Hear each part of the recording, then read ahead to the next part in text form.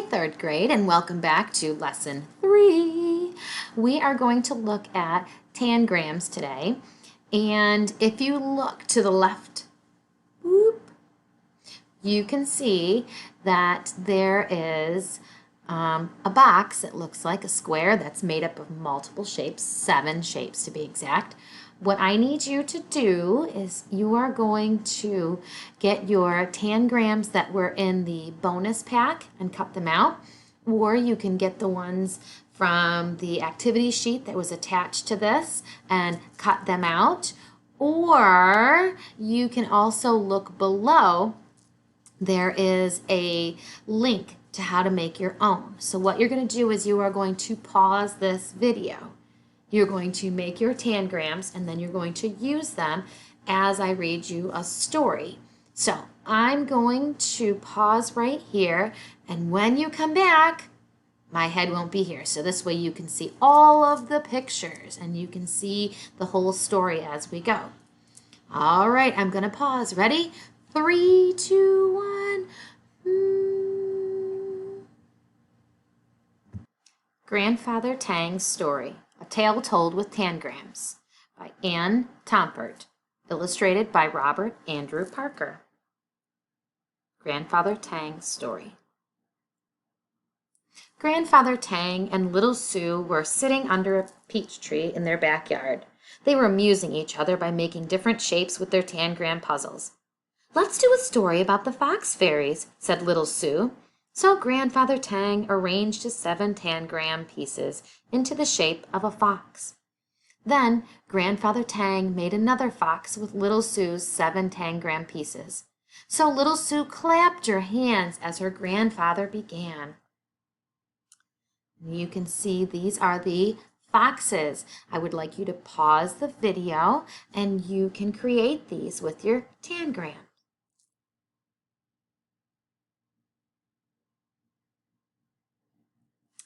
Although Chow and Wu Ling were best friends, they were always trying to outdo each other. One day, this rivalry almost brought the relationship, or friendship, to a tragic end. They were sitting under their favorite willow tree beside a river, talking about their magic powers. "I can change myself into a rabbit as quick as a wink," boasted Wu Ling. "I'll bet you can't do that." "I can too," said Chow. "Cannot," said Wu Ling. "Anyway, actions speak louder than words." And he changed himself into a rabbit. And you can see the rabbit right here. Go ahead and create that. Pause it.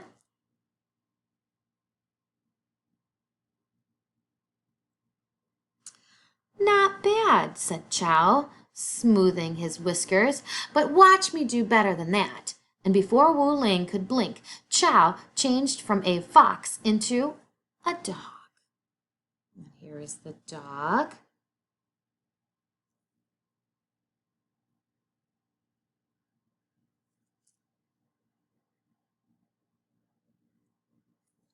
Now, when Chow changed himself into a dog, he not only looked like a dog, but he felt like a dog and acted like a dog. He bared his teeth and lashed his tail. Wu Ling shivered and twitched his nose. "I love rabbits," Chow growled, "and I'm going to get you and gobble you up." The dog edged closer and closer. Wu Ling's eyes grew bigger and bigger. He was too frightened to move at first, but then he thought, "I'll be safe if I can climb up the willow tree." His little puff of a tail grew long and bushy, and his tall ears shrunk as Wu Ling transformed himself into a squirrel. You can see it here. Wu Ling sprang into the willow tree and scrambled to the top. "Chow will probably turn himself into a cat so he can climb up the tree after me," Wu Ling said to himself. "But he'll never catch me. I'll jump from tree to tree, and he won't be able to follow me." Of course, Chow thought about changing himself into a cat. "But that's just what Wu Ling expects me to do," he said to himself. "What can I do to surprise him?" He thought and thought. "I know. I'll swoop down upon him from above." And he turned himself into a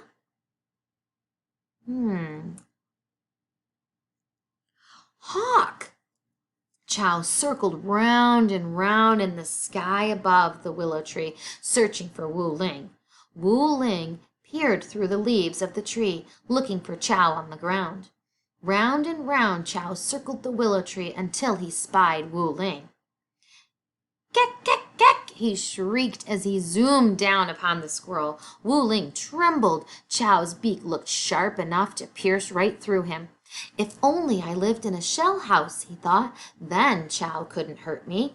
Chow stuck out his fierce claws to seize Wu Ling, but Wu Ling dove toward the river below the willow tree, and as he dove he tucked his head, and the tall legs and tail and legs turned green and changed into a... Okay, here's the hawk if you needed a closer look.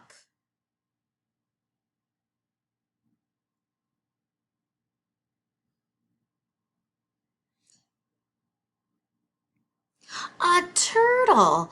Wu Ling climbed up on a mossy rock in the middle of the river. He thought he was safe because he looked as if he were part of the rock. Chow circled around and round, searching and searching, until his sharp eyes spotted the turtle. Then he swooped down, down, down toward him. Just as Chow reached him, Wu Ling plunged into the water. "Follow me and you'll drown," he cried. "Don't worry," cried Chow, plunging right behind Wu Ling. His body grew longer, covered with scales. He whipped the water with his tail, wicked tail, and he snapped his spike-toothed jaws as he turned into a...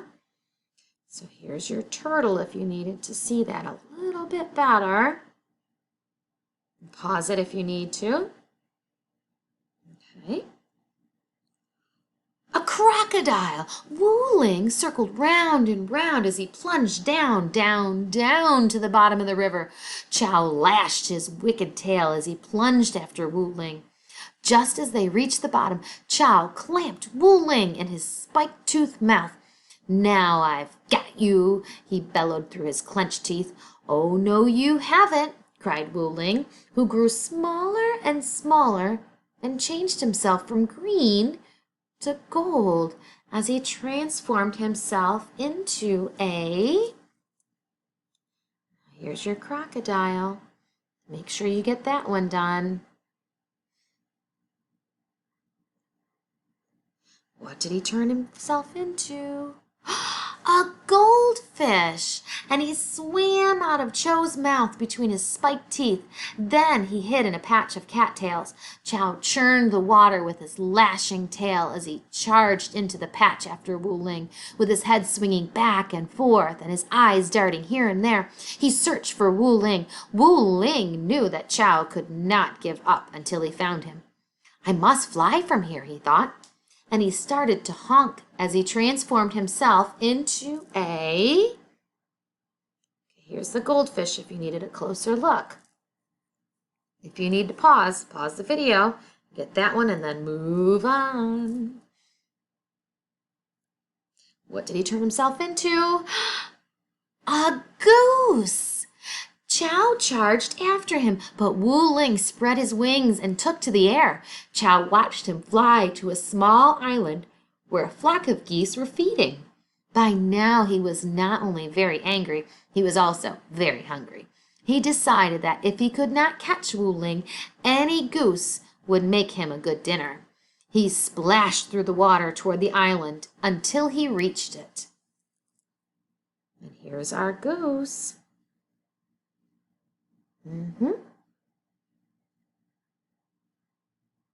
"Honk, honk, honk," called Wu Ling, and he took to the air. A chorus of honks swelled the air as the flock of geese spread their wings to follow him. While Chow watched, the honking grew fainter. The flock grew smaller, and he felt his anger slowly drain away. "Why, oh why did we play that stupid game?" he moaned. "I'll never see Wu Ling again." He closed his eyes and sank toward the river's bottom. Just as he touched it, however, he had an idea. And up he popped again, a goose himself.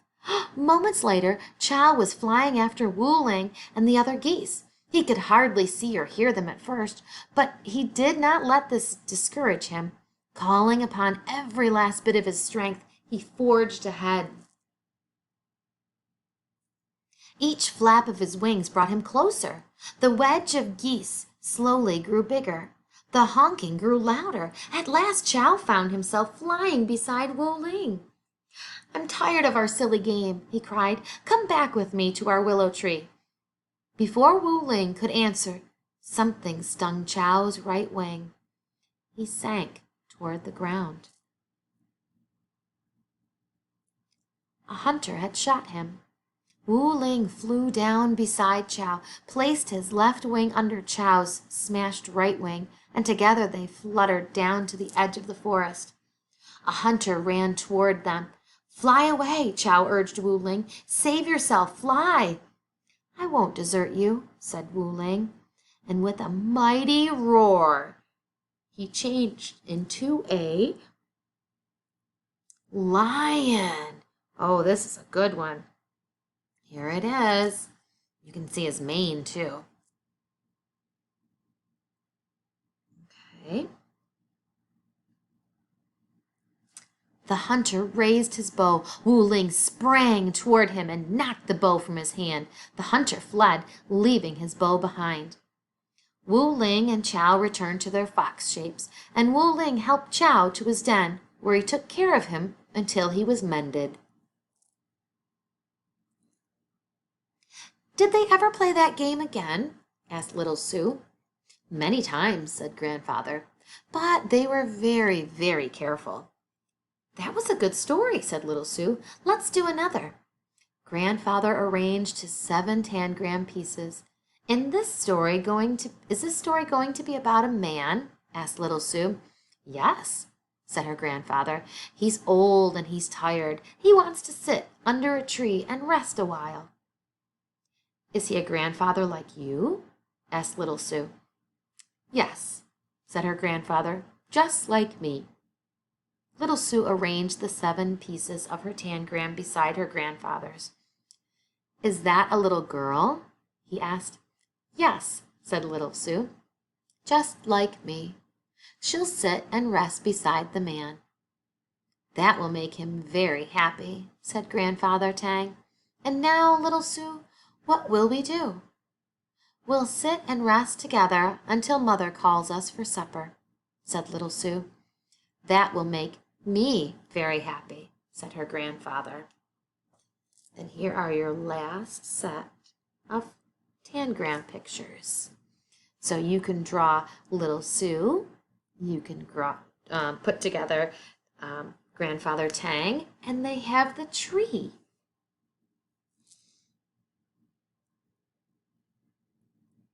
And we are going to pause right here. Boop.